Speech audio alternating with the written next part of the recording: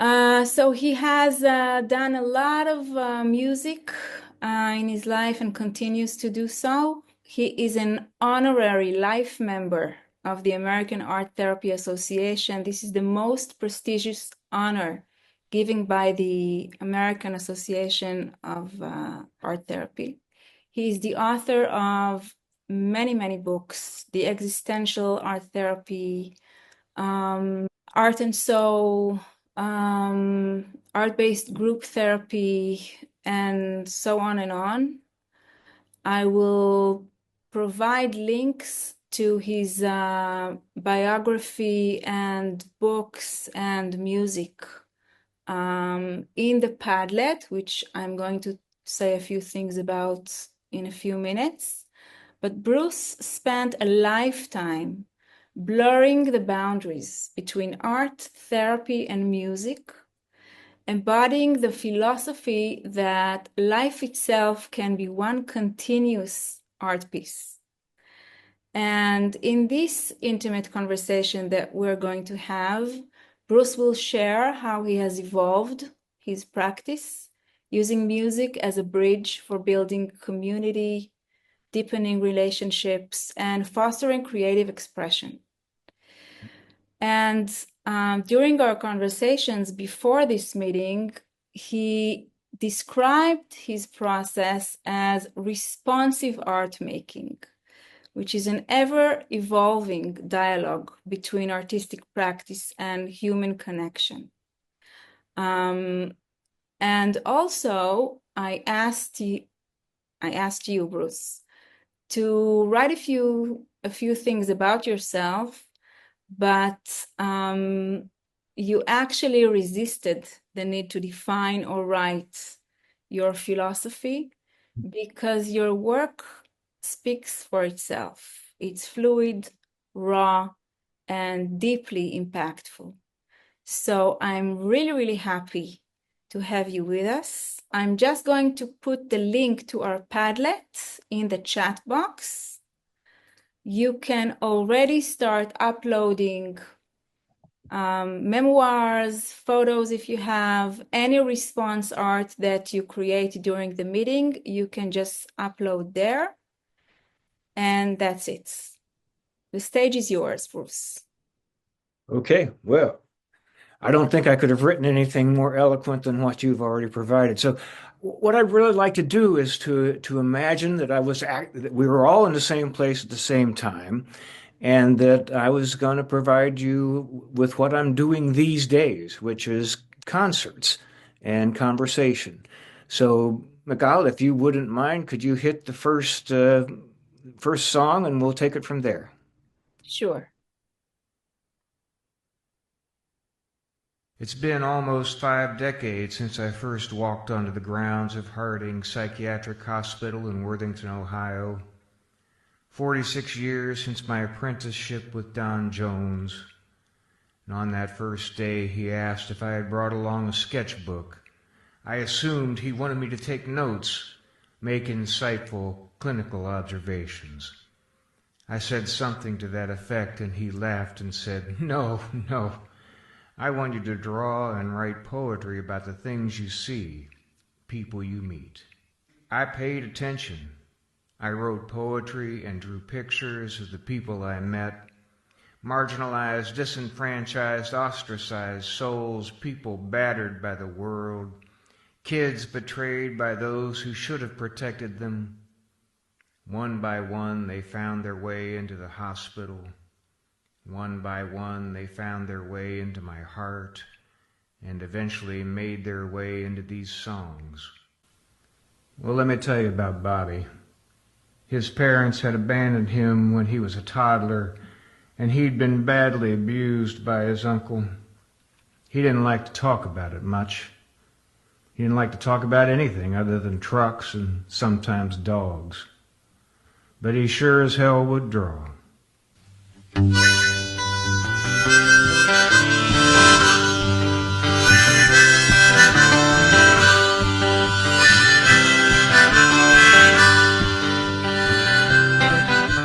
When I met Bobby, he wouldn't even look at me at all. He'd stand with his hands in his pocket and lean against the wall. And his doctor said there was really nothing that he could report. Well, I guess they gave him to me, thinking I was just a last resort.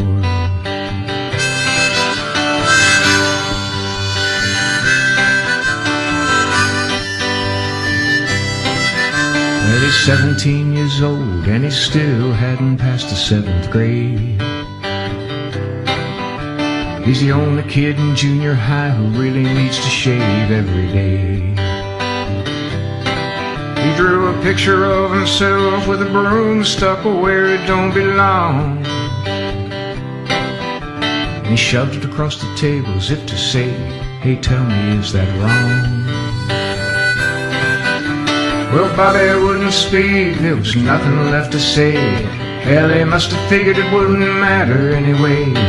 All the things his uncle did were locked up deep inside. I guess no one ever noticed, 'cause Bobby never cried.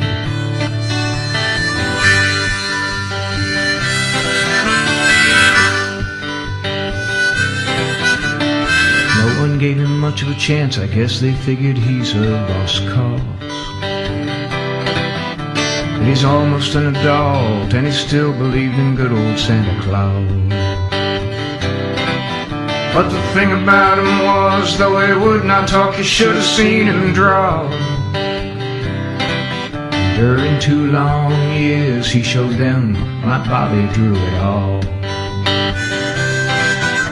And I never will forget the last time we met. He had tears in his eyes and his cheeks got so wet.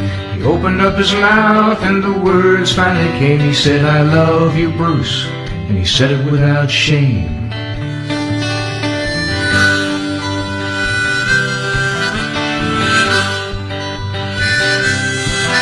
Back when I met Bobby, he wouldn't even look at me at all. He'd stand with his hands in his pocket and he'd lean against the wall.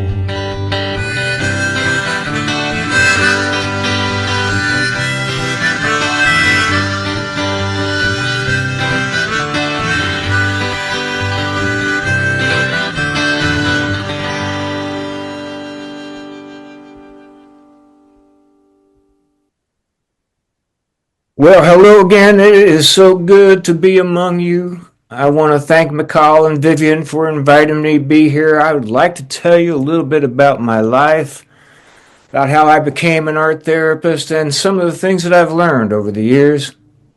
Hopefully in the telling and in the songs I'm going to share with you, you get a glimpse of the way I work, how I think about this profession of ours. I am trying to think of my life, as Michal said earlier, as one long art piece. Here's a spoiler alert. This is a love story. In September of this year, I will have been an art therapist for 50 years, and I have loved almost every minute of it. So how did I get here? I trace my roots back to my sophomore year in high school. In those days, my life revolved around music, rock and roll, and sports, athletics, and girls. On the morning of March 17th, 1967, St. Patrick's Day, I was in gym class, and Mr. McCormick, the teacher, was teaching us the basics of gymnastics apparatus, and I was attempting my first full flip off of the springboard. I didn't rotate fully, and I ended up jamming my left foot into the hardwood floor and broke my Achilles bone into 4 or 5 different pieces and severed the Achilles tendon. And that was about the end of my participation in organized sports. For a few weeks after the injury, I was bedridden, and for the next 10 months, I had to use crutches. It took a long time to heal, and I was still limping during my junior year. When I went out for the basketball team, which really was my first love, my senior year, I had lost way too much ground to the other kids. And I was one of the last ones to be cut from the team. That was a tough day. And I fell into a deep adolescent despair. And then my friend, Cliff Adams, who I attribute as being my first art therapist, came to my rescue. Somehow sensing the struggle that I really couldn't put into words, he started to visit me at home after school. Now, Cliff had a reputation as being the best visual artist, the best painter in the high school, and I was regarded as a pretty good guitarist. So Iffy, that's what we called him, made me a deal. He said, "Bruce, I will come home and visit you every day after school, and I will teach you to use number 2 lead pencils correctly if you'll teach me how to play guitar." And so every day after school, if he would show up, and for an hour or so, he would instruct me in the proper use of number 2 lead pencils, and I would give him the basics of chords and lead guitar riffs. Now, in those days, I wasn't much of a student. As I said, my life revolved around sports and athletics and music, but I was inspired by my interactions with Cliff, and I entered an art class taught by R.J. Cromer. Now, Mr. Cromer had a unique ability to connect every academic subject to the arts, and somehow he lit a fire in me, and I went from being a just getting by C.D. student to getting straight A's by the middle of my junior year. So I decided that I wanted to be R.J. Cromer when I grew up, and I went to undergraduate school to become an art teacher. And that was during the Vietnam War, to which I was a conscientious objector, and as luck would have it, when it came time to do student teaching, I was assigned to a supervising teacher who was the wife of an Air Force officer who was in Vietnam. And I was way too full of myself to keep my mouth shut. And so she and I would argue now and then about the war, and working under her supervision was a really difficult experience. By the time my student teaching ended, I thought I had a very negative view of teaching, and I wanted nothing to do with being a teacher. So a friend of mine suggested that maybe I should go to seminary to be a youth pastor. I had nothing better to do, so off I went to a Methodist seminary, the Methodist Theological School in Ohio.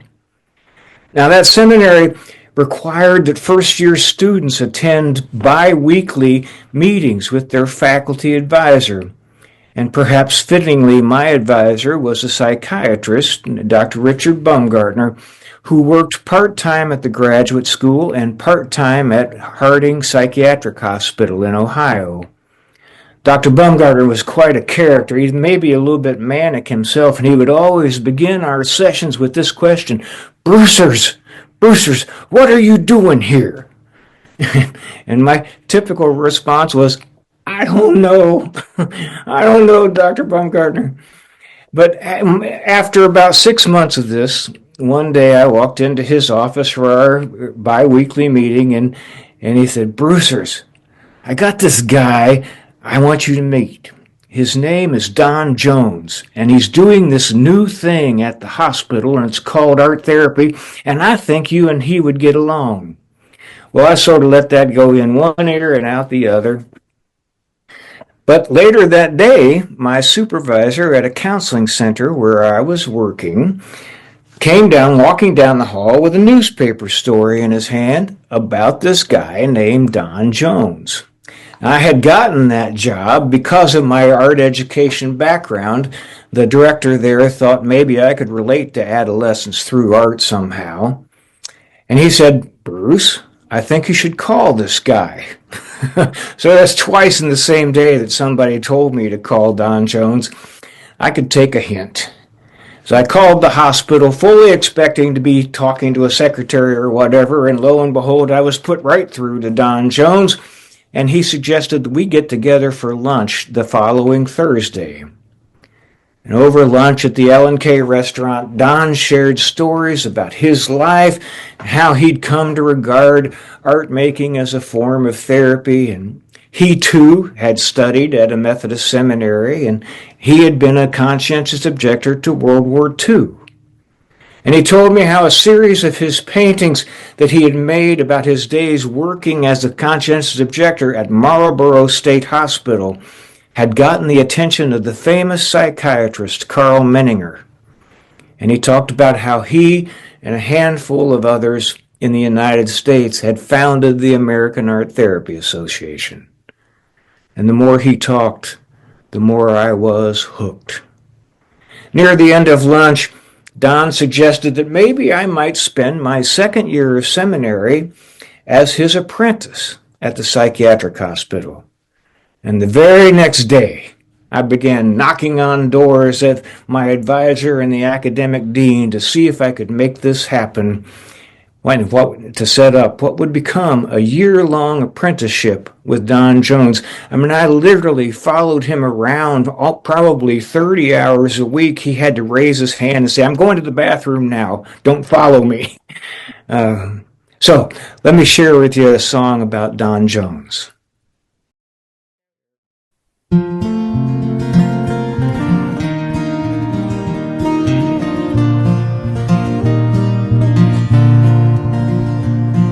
I think about the things he did and all the stuff he'd say, all the people in his life who stole his heart away. They came to him with open wounds and he taught them how to paint.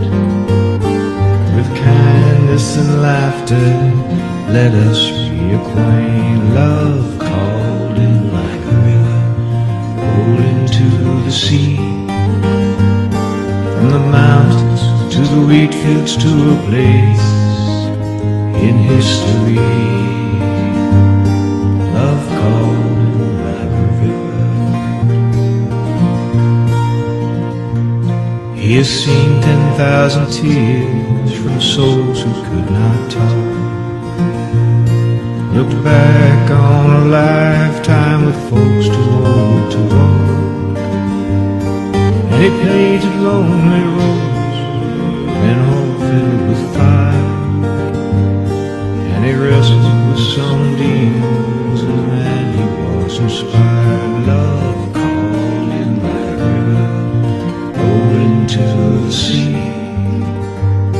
from the mountains to the wheat fields to a place in history. Love called him like a river. Sometimes the world's a cold place and life can be so hard. Yet he walked in others' nightmares and he helped them see the stars.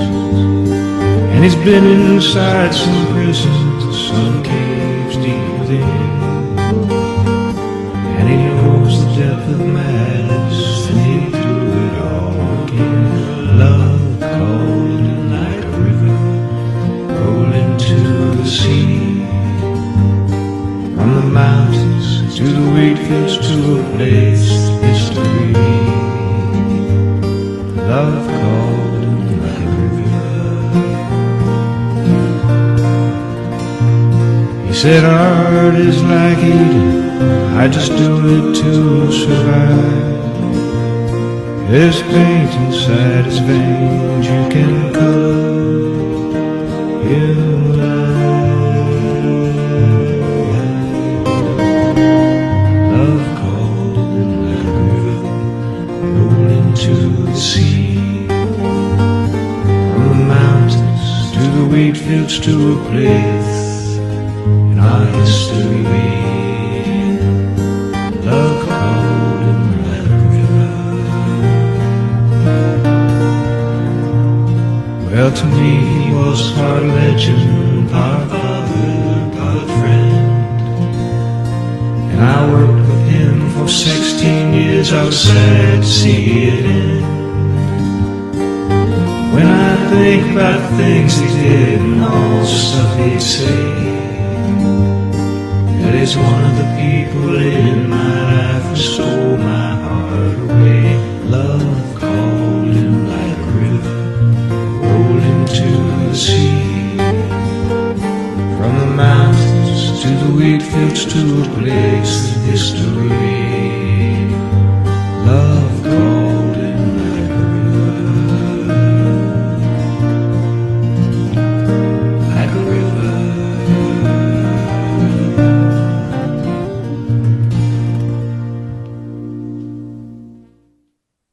So, September 16th, 1974 was my first day as Don Jones' apprentice, and needless to say, that's been a while. Been a long time, but I did my sketchbooks filled with images of people that I met, the staff members, the clients, patients, all people who found, as I said, found their way into my heart. In August of 1975, I was finishing up that apprenticeship with Don Jones, and in passing one afternoon, he mentioned that there was going to be an opening on the AT staff of the hospital, and he wondered if I might be interested in applying for that. Well, I filled out the application that day, and I waited on pins and needles to see if I would be hired. I really was in love with the work, and my apprenticeship ended on a Friday, and the very next Monday, I joined the staff, making $3.25 an hour, and I was in heaven. In those days, at that hospital, the average length of stay for patients was somewhere in the neighborhood of 9 months. We really had time to develop deep relationships, and I encountered so many people struggling with heartbreaking life situations that my sketchbooks filled with images and poems. I figured it up once that I've spent roughly 26,000 hours of my life in the company of people who are struggling with mental health issues. I have worked alongside them in the art studio, played volleyball with them, worked in the garden with them, and it has struck me that if all I knew about people with mental illness were the sensationalized portraits from movies or TVs, I might have been a little bit apprehensive or downright scared. But really, the great majority of patients that I have known, thousands of them now, were just hurting folks, trying to figure out how best they could to get through life. I have a friend, Janos Marton, who is in Queens, New York, who created a program for people suffering chronic schizophrenia and other illnesses at what he called the Living Museum in Queens. And he said this: we should never romanticize mental illness. But why not romanticize the courage, the kindness, and the beauty of it? Well, this next man that I want to sing to you about, Willie, was like that. Willie lived in a world that I could only imagine. It was filled with heroes and villains and gods and angels, and in his universe, Willie was a superhero. Super Willie was his name.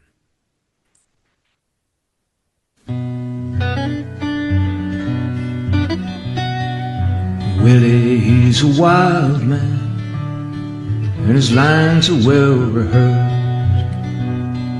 He was a superhero in his private universe. Gods and saints and villains, in scriptures he confessed. He soared into the galaxy with a W on his chest. Well, the world is full of evil, monsters to be slain. Willie, he's a hero. Super Willie was his name. One day he dropped the gesso as he headed out to war. Down, down Thuresia Dam, widespread across the floor. And he looked to me with terror, as if my heart was black. Please, oh please, don't punish me.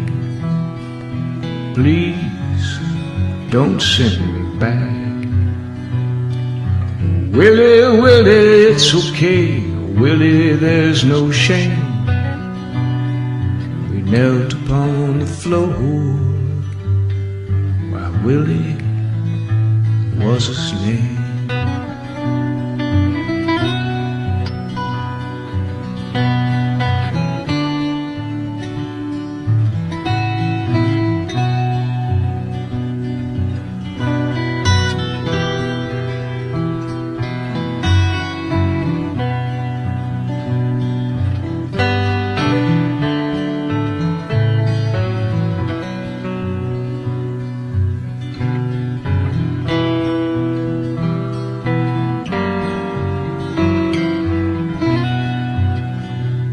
Yeah, the world is full of evil, monsters to be slain. Willie was a hero, Super Willie was his name. Willie painted me some pictures of his wild universe. I tried to be a blessing, but I might have been a curse. And he inherited 20 million, and he flew out toward the sun. I swear the world is safe today, for the battles he has won. Yeah, the world is full of evils, monsters to be slain. Willie was a hero, Super Willie was his name. Yeah, the world is full of evils, monsters to be slain. Willie was a hero, Super Willie was his name.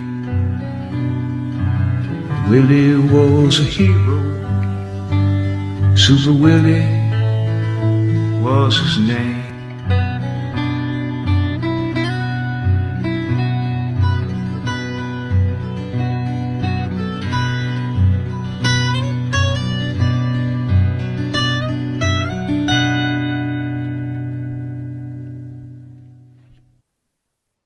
So my my blue jeans were never the same after that experience of being on the floor and mopping up a gallon container of gesso. But I think that I hope that story, that you get a sense of the love that goes into this work. It is an act of love to kneel down on the floor and help somebody pick up their mess. You know, I think that's a metaphor, and I know it's not good clinical language to say that one loves their clients, but I guess I'm old enough I can say whatever I want to at this point. Although I have worked with patients and clients as young as 5 years old and as old as 95, my clinical specialty and my first love was working with adolescents. I met Sarah a couple days after she had committed or done a very serious suicide attempt. She was a study of American punk, piercings, and gothic black. And when she entered a room, waves of barely disguised rage swirled together with boredom and despair.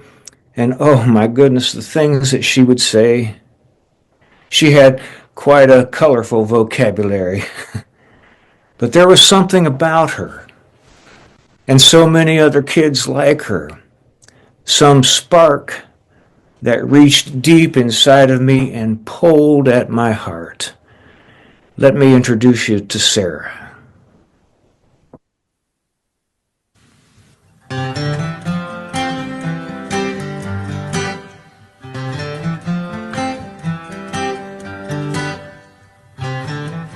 Name was Sarah, she's sweet 16.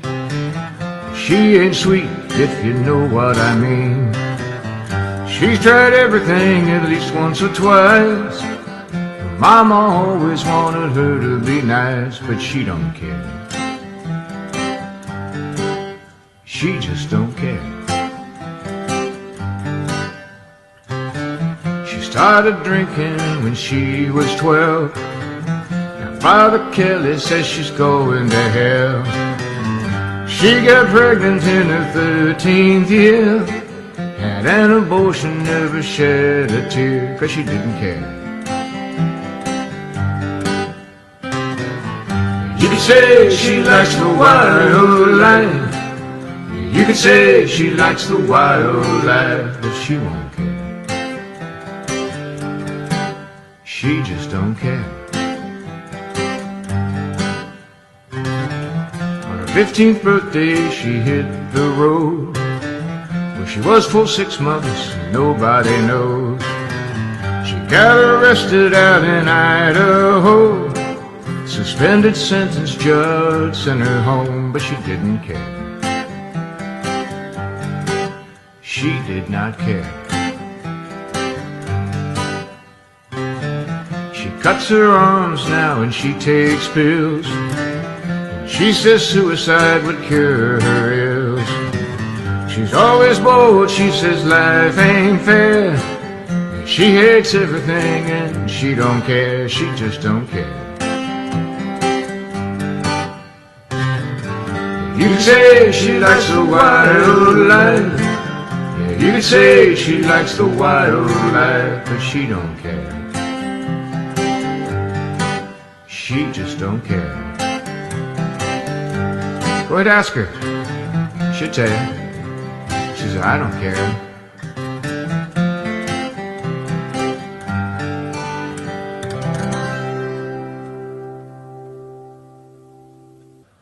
Needless to say, she was not the most pleasant person to be with, and she was not thrilled to be in the hospital, and believe me, she let everyone know about it. But still, in the art studio, magical things happened. Let me take you there.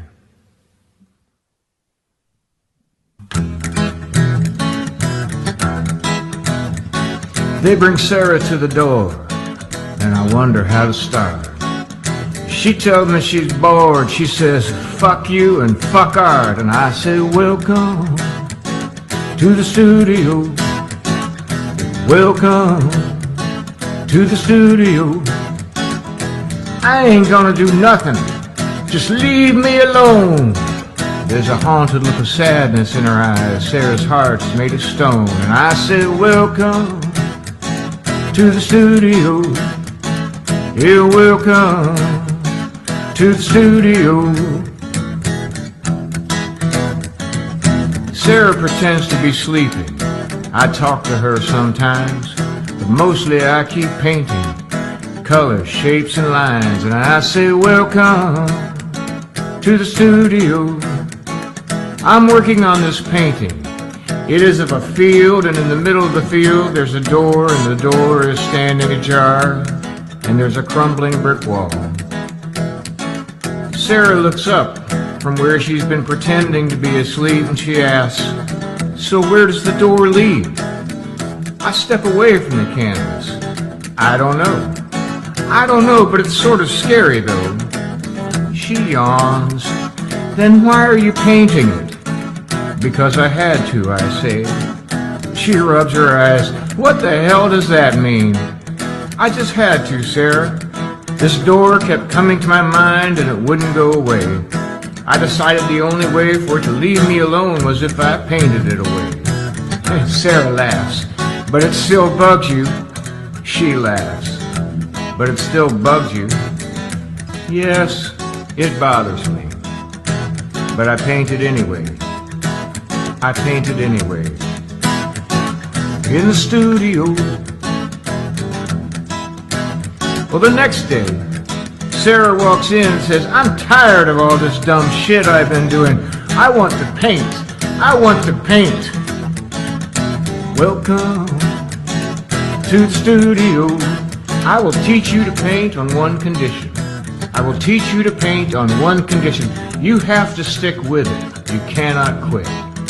Oh, and another thing, Sarah, you're going to have to trust me. She recoils. I don't trust anybody. I said, well, you're going to have to try. It's hard to learn how to paint. And if you don't trust me, it may be impossible. Well, I'm not going to trust you, and I'm not going to kiss your ass and tell you that I do. Oh, that's a very good sign, Sarah. Yes, that's a very good sign. Not lying to me, not kissing my ass. Relationships are built on honesty and trust. Relationships are built on honesty and trust. She grimaces. I don't want any relationships, and I don't trust you. Now, what am I going to paint? What am I going to paint? Oh, I tell her, you won't paint anything today. She shouts, but I want to paint today! Listen to me! I want to paint today! Well, right now you're going to use the saw to cut 2x2s and nail them together. And then you're going to stretch canvas, and then you're going to gesso. She screams at me, but I want to paint today! And I respond, well, you know the Rolling Stones say, well, you can't always get what you want. No, you can't always get what you want. You can't always get what you want. But if you try sometime, you just might find you get what you need. Sarah walks in the next day. She waves a sketch in front of me. Says, this is what I want to paint. It's so deep. No, Sarah, I've thought about it. I want you to start by painting this vase. Oh, God, that's atrocious. It may be, but it's the subject of your first painting. She grumbles. She protests, then she snarls, where do I start? I ask, what color is your background? What color should your background be? Pure black. Then paint it black. Paint it black. Oh, that's stupid. You just made me paint it white yesterday. Trust me, I say. Trust me. And welcome to the studio. Over the next few weeks, Sarah worked, painted over, and reworked the painting of that ugly vase. All the while she stockpiled techniques. She learned to overlay, to wash, dry brush, and to highlight and shadow. Sometimes she'd throw down her brush and stomp off. But after a time, she always came back. She did not quit. The painting that emerged was subtly haunting, an image in black and white and mottled gray. It captured the lonely, stark sadness of her life. It was both simple and profound, an eloquent portrait of her life. In the months that followed, Sarah made many paintings. We would argue now and then over technical details, sometimes engage in heated conflicts when she would accuse me of being too damn demanding, and I would ask her what she was avoiding. Through the months, we developed a genuine relationship that tolerated the whole range of feelings. In her last session, as she put the finishing touches on the painting that she called Saying Goodbye, I asked her what she'd learned while she was in therapy. Without looking up, without missing a beat, she said, I learned to struggle. I chuckled. Really? She replied, trust me, Bruce. Trust me. In the studio. In the studio. In the studio. So I love the drama and the immediacy of working with adolescents. It is as if their whole world depends on what is happening right now. Their lives are bound up in art. The way they dress, wear their hair, move into and out of a room, the words they use, their tone of voice, it's all performance. And so I enter their drama and I do my best to understand the point of the play. And I work hard to be a character that they can rely on. One who is dedicated to helping them express what needs to be expressed. Perhaps the most positive compliment an adolescent has ever given me is that, "Oh, Bruce, you are so damn predictable." And I am so glad to hear that because their lives have been full of people who weren't predictable, who should have been. Now, I want to tell you a little bit about one of the adults that I worked with. His name was David. Here's a quick American history lesson. In 1968, President Richard Nixon escalated the war in Vietnam. In 1971, he declared war on drugs. That's been going on for a long time now, and there seems to be no end to that war in sight.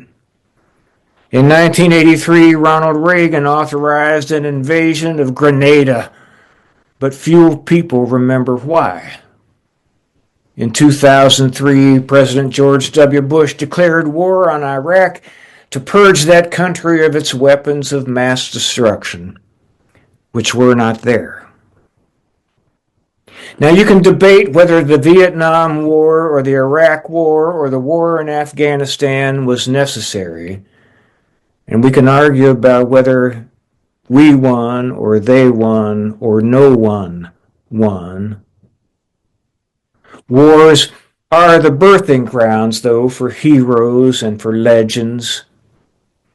But beneath these legends, there are always countless, faceless, nameless casualties. Call them collateral damage. Some of their names are on the Vietnam Memorial Wall in Washington, D.C. Some of my friends' names are on that wall. And some can be found wandering the streets of New York City and Miami and in Southern California and in Chicago and Seattle and everywhere in between. When David, a war veteran, came to the hospital, he was mute. He'd been living on the street for years and gradually withdrawing into his own world, cutting himself off from his family and his friends. He would come into the art studio and stand around and watch for several minutes. And then, at some secret signal that only he heard, he would gather up jars of acrylic paint and get to work. Now, I made it a practice to always have a painting of my own in process, and every now and then I'd step away from my painting and I'd say something like, "Oh man, I don't know. This just isn't right. It isn't working." David would look over from his easel, sometimes nod his head, but then turn away. I'll never forget, after several months of this, one day he was the last one to leave the studio, and I was thinking about other things, and he came up to me and said, "My name is David."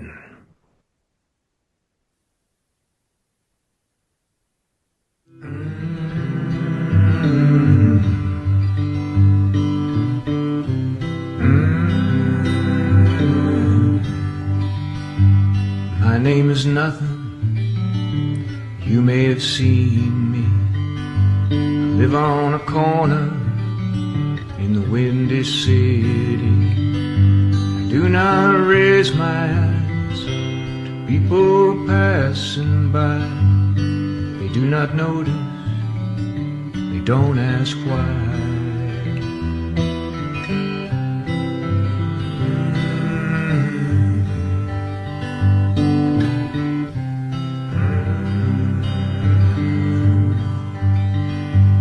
My is nothing.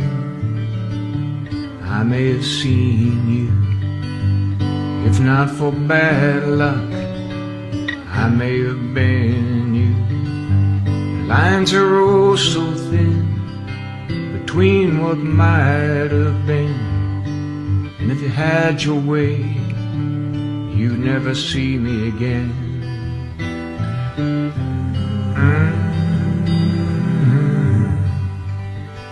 One day I'll stand up and I'll be counted. One day I'll stand up and I'll be counted.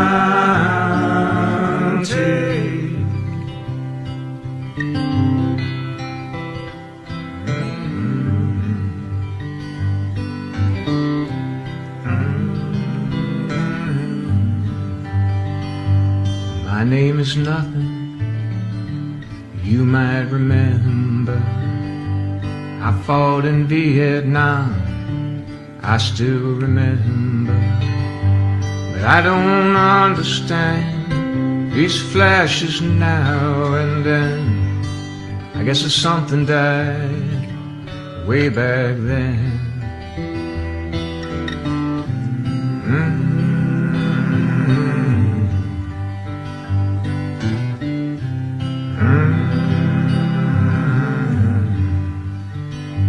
My name is nothing, you may have heard me.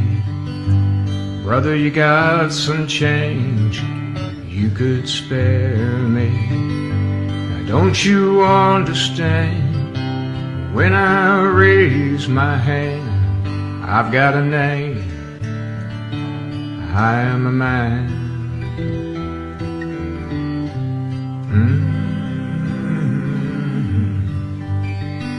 One day I'll stand up and I'll be counted. One day I'll stand up and I'll be counted.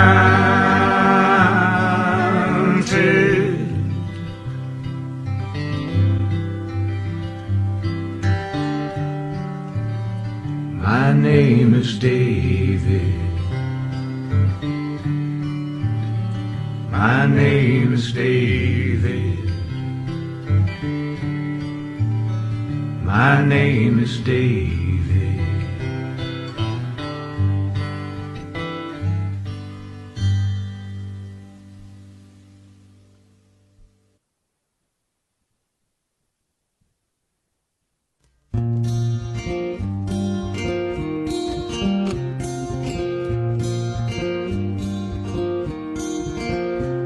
Well, Davy was a golden boy, captain of the team.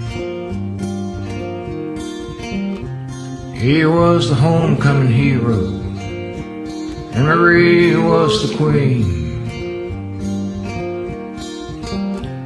They were made for one another, and it sure seemed that way.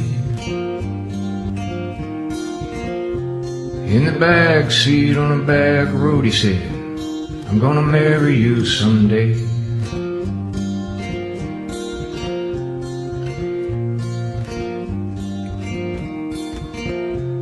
Emerita wore her mother's dress, she put on Davy's ring,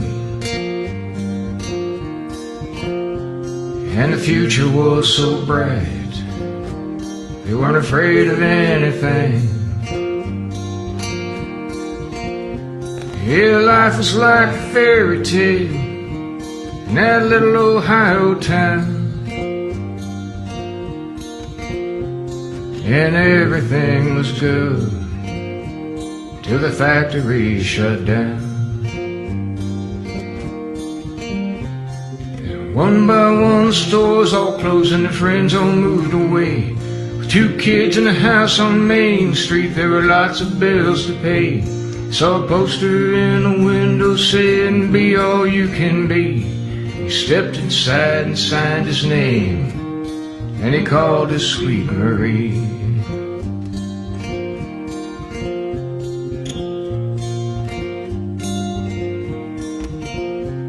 Well, the country was at war, didn't take them very long.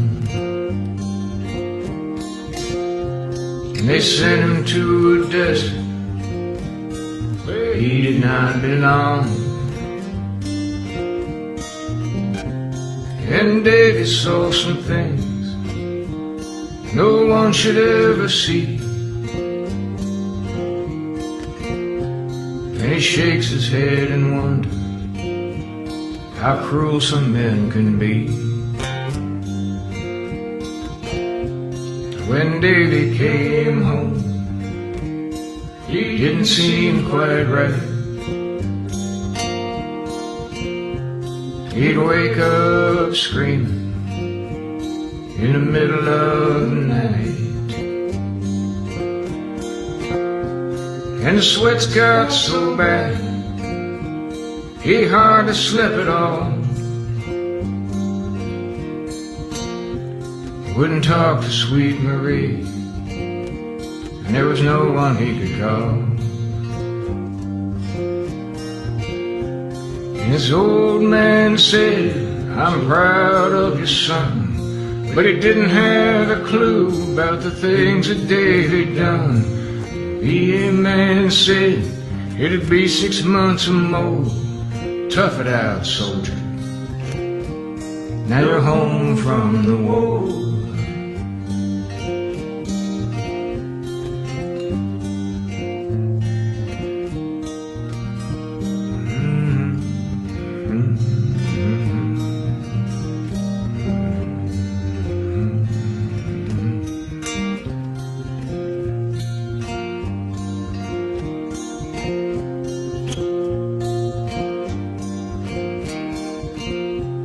I sits out on the back porch, just staring at the sky.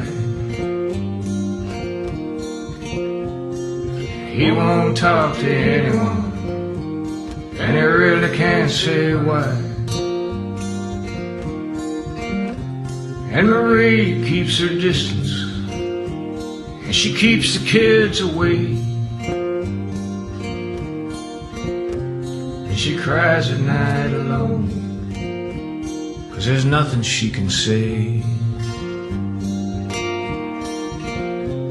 Yeah, Davy was a golden boy, the captain of the team, homecoming hero, and Marie was his queen. And not the only ones, there's so many more trying to tough it out. Now they're home from the war.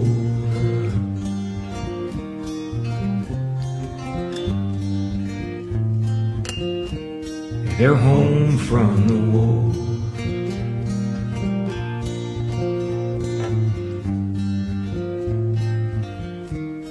They're home from the war.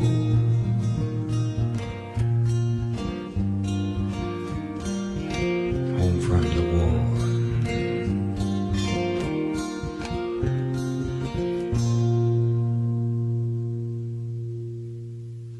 So we have, I'm sure there are many questions. I will ask everyone to write your questions in the chat box, and then we'll have time to read through them and invite some responses.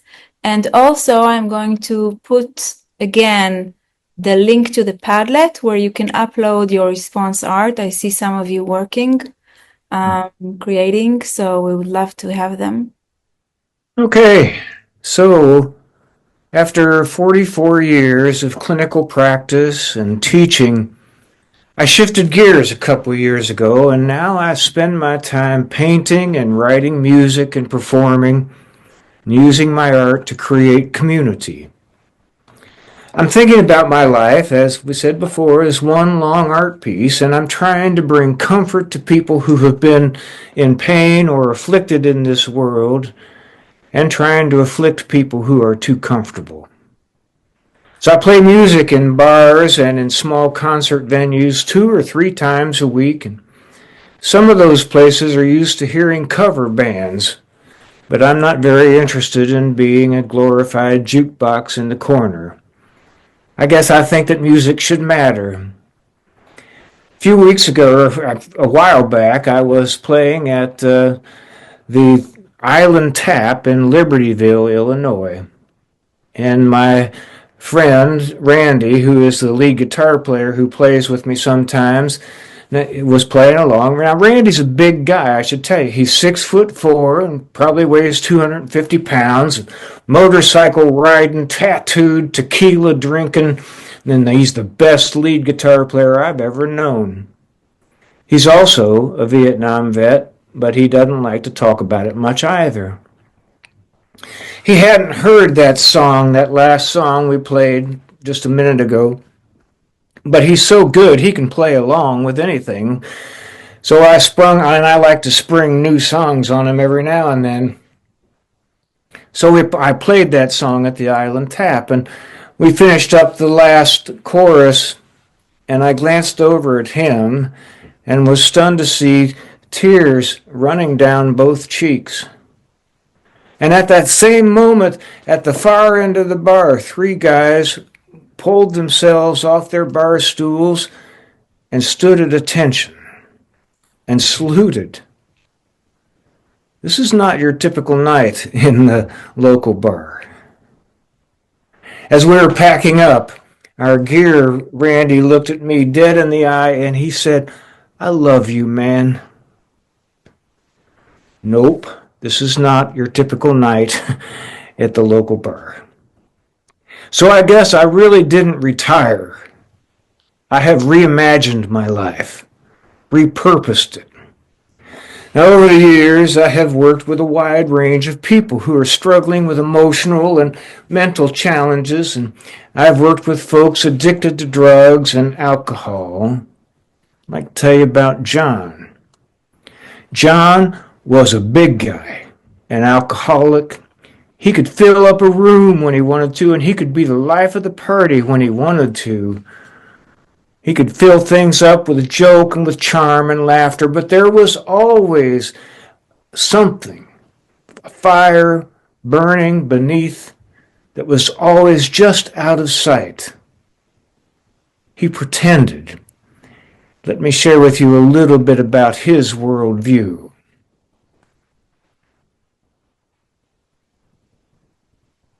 I will say that we are now, we're late, a little bit late to begin. We wanted people to join, so there are 10 minutes that we might glitch over 9:30, if that's okay with participants, and of course with you, Bruce. Sure. Okay.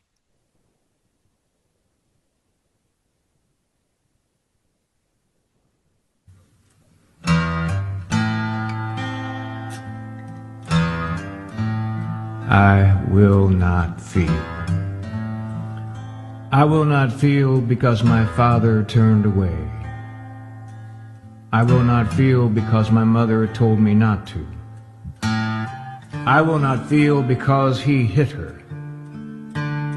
I will not feel because he drank himself to death. I will not feel because I am a man. I will not feel because of Vietnam. I will not feel because I survived. I will not feel because others died. I will not feel because the dying and surviving was pointless. I will not feel because it does not matter. I will not feel because of what I see on TV. I will not feel because of what I see in my own house. I will not feel because my wife has turned away. I will not feel because my daughter will not look at me. I will not feel because all I needed was just one drink. I will not feel because if I started to feel, I might scream, I might howl, I might be silent. I don't want my son to see his father cry. If I started to cry, I might drown, I might be washed away, it might break my heart, I might be blown away, I might be torn apart. Life is good. Everything's okay. Everything's cool. because I will not feel.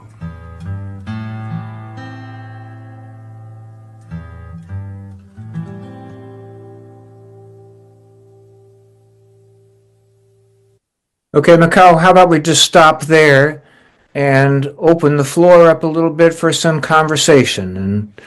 And I have so much more I could share, but I don't want us to run out of time and run over. So I would love to hear people's responses to the work and to any questions that folks might have. Sure. So I saw one already, a very interesting and relevant, I think, question to your work. I think it was Vered Traitel who asked, first of all, she thanks you, and then she asks if you wrote the songs during the work process or after the sessions, because they're very revealing. And that brings me to your going against taboo in your work, when you actually preach for creating during sessions with while you work with groups. So that's one of your legacies, I think. Yeah, the songs, because I work hard as a craftsman. Also, in this, the songs were typically written after sessions, and in some cases after years after sessions, as I continue to work through the experiences with people. And for me, it really has provided a way. People will ask you, how do you stand? Don't you ever get burnt out? Being in the company of people who are in such pain, or sitting across the table from an adolescent girl who's been abused by her father and is in terrible pain, and I can honestly say, no, I never once in 44 years felt burned out by the work. And I think it was because what Don Jones said to me on my first day, to make art in response to what was happening around me, to not let things get inside and fester or become emotionally cancerous, but to rather take that as the source of my own artworks. And I think that really protected me over the years, and it helped me be more empathic and really in touch with clients. I love your answer. I think it also brings up the fact that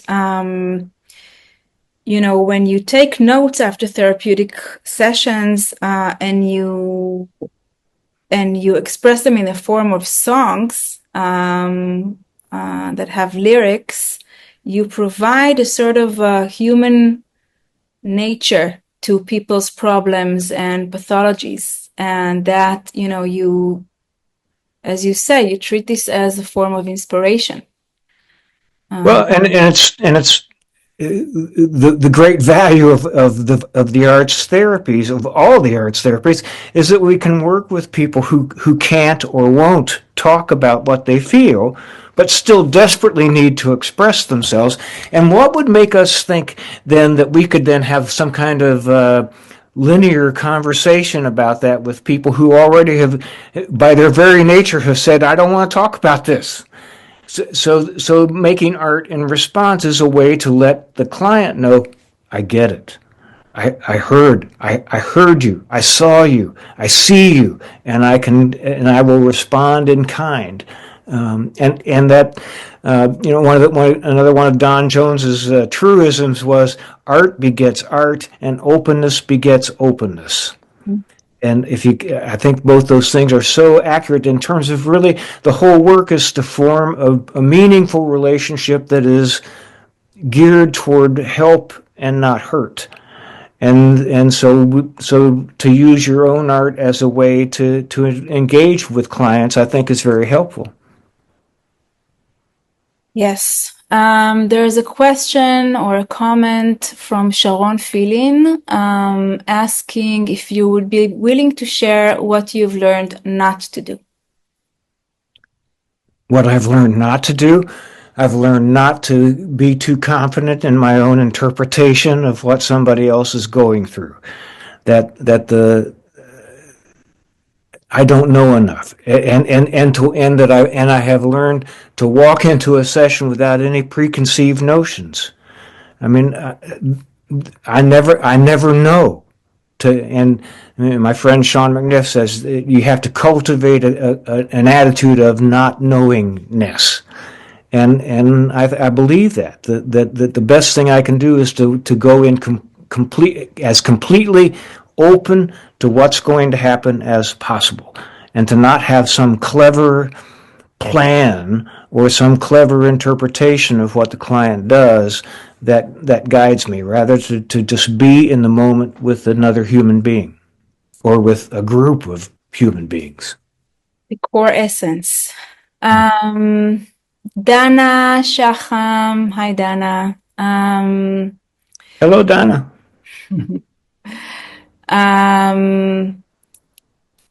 Well, you probably know that we've been dealing with war and ongoing trauma, us and all the people around us.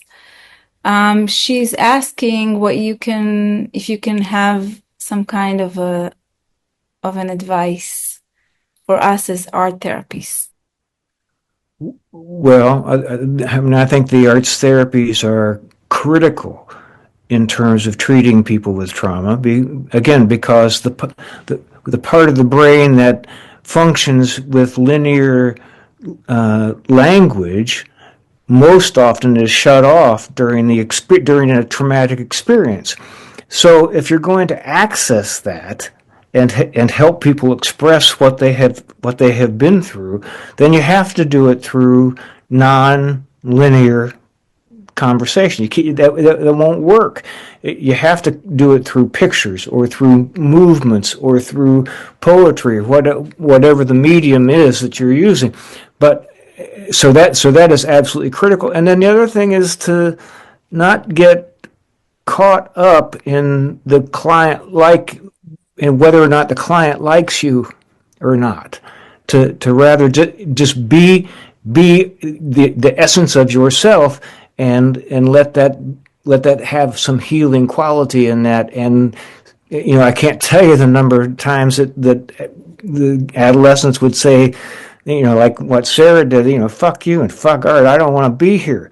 Well, okay, that's beautiful. That's the whole point of being here is to express yourself, and by golly, you just did.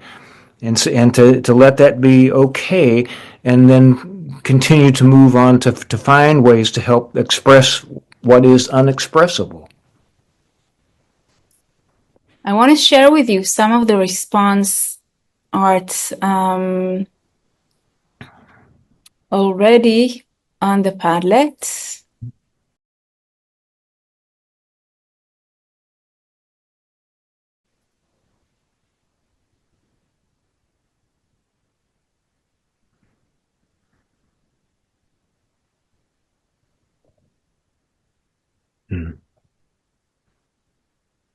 Trust the drama. Yeah.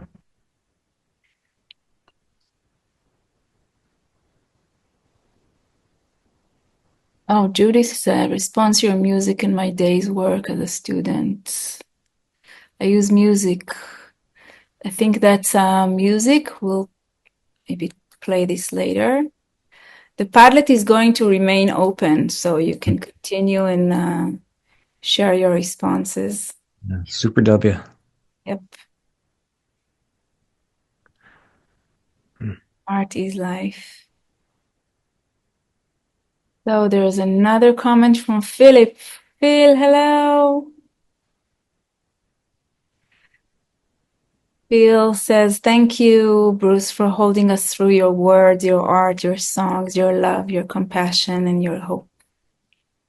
Yeah, I just wish I could be doing this in person. That it is so much. Well, it's so much more lively when it's live. but so it I'm goes. gonna hold you to this, and Okay. very soon, once things will settle down in Israel and it's going to be safe enough for you to come, we're going to invite you. I hope Liat is hearing. Liat and Dalia, because we would love to have you with us. Good. I saw my friend Ellen Spirit somewhere over there. Well, she was here. Maybe she's gone, but I hadn't seen Ellen Spirit for 20 years, probably. Who knows? It's good to see. Yeah, Lenore Steinhardt was here, and Lenore Steinhardt was actually in the first group of students we had at Lesley in 1980, and she went on to teach in the program, and she went on to direct the seminar at Kibbutzim program, so she's not here anymore, but I was so happy to see Lenore Steinhardt was here with us. Mm-hmm. Yes, some people had to leave probably as we got closer to 9:30. So if anyone else wants to ask a question before we say goodbye, Robin Lee Garbers. Yeah. Another Illinoisan. I invite some of my colleagues if you want to say something. I have to say, yeah? Hi, it's Michaela. Hi. I studied your book, Existential Art Therapy. It was on our required list before we went to Boston in the late 90s. And first of all, it's a big honor to be talking to you. And for me, your standpoint of doing art with our clients is still considered very radical, and still, I mean, correct me if I'm wrong, but it's also been elaborated by Catherine Moon in her book of studio art therapy, and it's still a question for me: when to do it, how to do it, how can I really focus on my own work as other people are working, and they're therapists. I cannot really go deep into my own work. Does it serve them? Does it always serve them? Where does my ego come to play? I mean, there's so many questions about that if you could just elaborate a bit about it, I would really appreciate it. Yeah, those are very valid questions that have been asked about this approach to things all along. For me, I can answer best for me. For me, making my own art in the company of the client always helps me focus on the client, because I'm not just doing random art, or I'm doing art about what I'm experiencing in relation to them. So if I'm going to do that, then I have to be paying close attention to them at the same time that I'm making the art, and it takes practice and I think that, as I've worked with students over the years with this, sometimes every now and then a student would kind of get lost in their own work and not be paying very close attention. But again, it's so that's something that you practice and kind of remind yourself, oh, wait a minute, it's been 3 minutes and I haven't glanced over at the client. But the other thing that it does is that it helps clients relax, because it can be very intimidating having the expert watch you. I mean, that can be a pretty scary phenomenon, to just have people watching what you do. So as I'm making beside them or across the table, it gives me a chance to help them relax, and also it sets up an artistic exchange, that they may see something I do and go, oh, I can incorporate that into what I'm trying to do here. And people will say, well, aren't you intruding on their process? Nah, I think whatever needs to be expressed will be expressed. And I can either be helpful to that or I can get in the way of it. But for me, the process of doing with has always been helpful in terms of helping not be in the way, but rather facilitating. This is a creative experience that we're having together. Does that help? Good. Yeah. Sort of like creative interventions. I hate this word, but creative response during the session, which is sort of an interactive. I'm glad to hear you say you don't like the word intervention. I never liked that word, and I don't like directives. Yeah. I like invitations. Or invitation is probably the one that suits me best, is that trying to set up an environment where we're inviting people to express themselves rather than demanding that they express themselves. Or intervene. Yeah. Yeah. I came up with the idea together with Sean McNuff. We called them inventions. Mm. That's the best one. Yeah. Okay. So we have like 2 more minutes. Maybe Bruce, do you want us to close with one of your songs? Can you get to the very last one? Sure. As you try to find it, I'll tell people the song is called "I'll Be Your Witness," and I wrote it in response. I had not seen a woman called me who had been my client when she was 13, and she's 40 now and has 3 kids of her own and was feeling overwhelmed. And she said, I just want you to tell me it'll be okay. So that's where the song came from. So we will finish with this one. There we go. Yeah. And I just want to say thank you all for joining us and for taking the time for yourselves.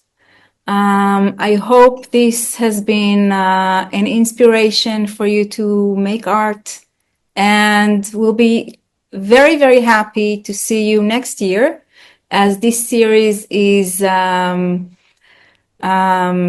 we're pausing for now, and we will continue next year. So thank you, Bruce, and stay with me because we're not over yet. Okay. And thank you, Michal, and you, Bruce, for holding us so softly and so gently. When no one hears your call, It's okay, or yeah? when they stand you up against the wall, when it feels like you might drown, so-called friends cannot be found. Call my name, yeah, call my name. I will testify.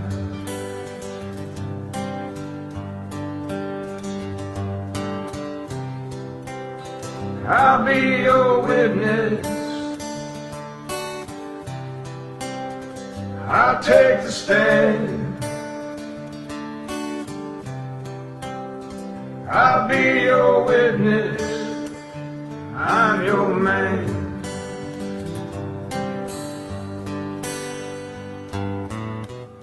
I'll tell them all with all my might.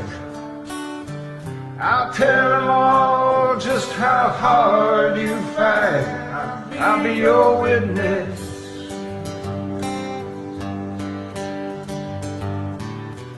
I'll tell them all about your grace. I'll tell them all, I'll state your case. I'm your witness.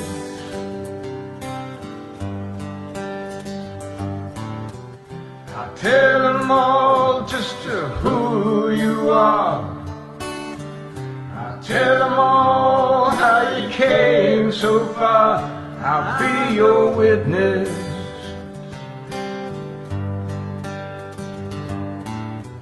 I tell them all, you're the greatest.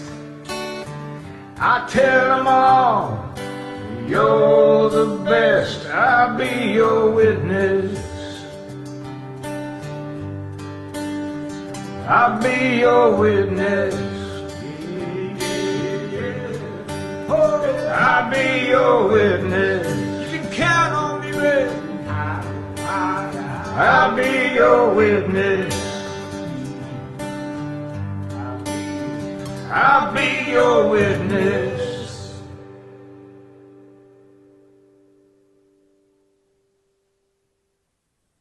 Thank you. See you next Thank you. year. Thank you all.